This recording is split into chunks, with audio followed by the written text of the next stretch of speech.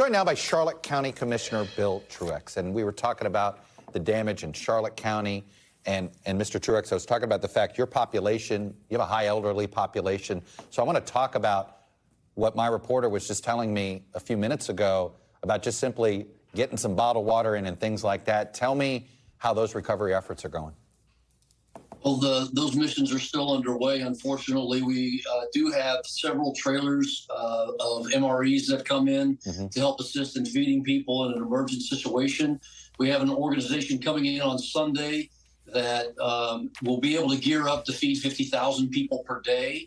Our population is 62% over the age of 65, and we had over 300 backlogged 911 calls that we could not respond to until the winds had subsided. Wow. So there's a lot of work out there now with strike teams doing damage assessment, making sure they're going door to door, trying to locate people. We had 31 people on Little Gasparilla Island that chose not to leave.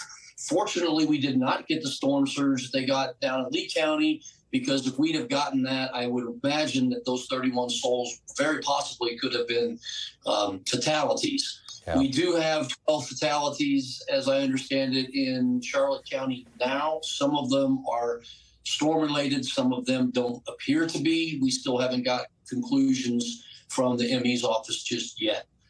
That's kind of where we are now. You can see the video in front of you. Yeah.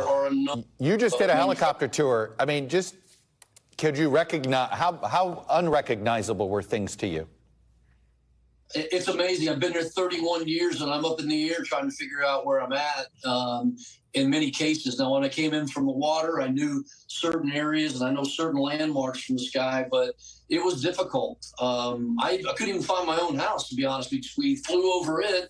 Wow. And I had a very difficult time identifying, oh, there's mine back there. Wow. It's a mess. I live in an area called Rotunda, and I only was in my section. It looks like a war zone there. All manufactured mobile housing is virtually demolished in this county, particularly in West County. I saw myself from that tour.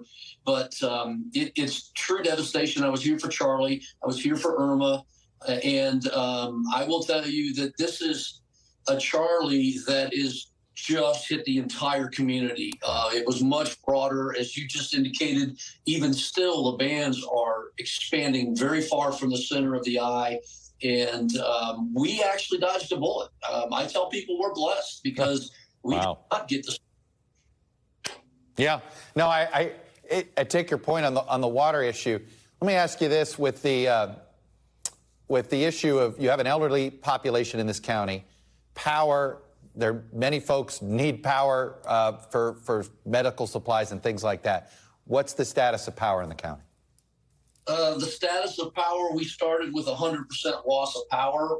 As of this morning, we were at 16% restored. I don't know. They're doing the briefing right now at 4 o'clock. They started. I don't know where we are. We're a long road away from being able to get power to many neighborhoods because the transmission lines have been affected. There's some lines down still in West County. There's a lot of poles bent on a lot of the main runs or leaning that have to be shored up before, they can get power to the neighborhoods. We could be looking at, I'm hoping we have 50% by, Wednesday or Thursday of next week. But that may be an ambitious goal at this point. Yeah, people are going to have to prepare for weeks.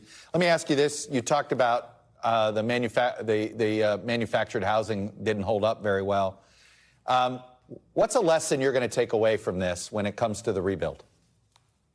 Well, Chuck, it's a great question. I'm a building contractor. I own a construction company. That's my other job. And so many things that we see, some of the older construction obviously doesn't hold up as well as the newer codes do. I mean, the things that are built that are new codes that have been perfected year after year after year with the lessons that we have learned from Michael and from Irma.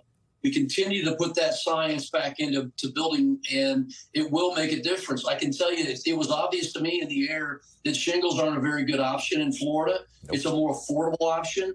Mine held together pretty well for being 18 years old, but the metal roofs, they really, under the new code, really seem to hold up very, very well. The tile did as well, as long as no projectiles hit it. So there's a lot to learn from this storm. There's a lot that was learned from Irma, and I will tell you, FEMA is on the ground here. I've got to thank President Biden. I've gotten a couple calls from the White House, from staff there. They're very interested and concerned. The governor has taken a notice and has been here.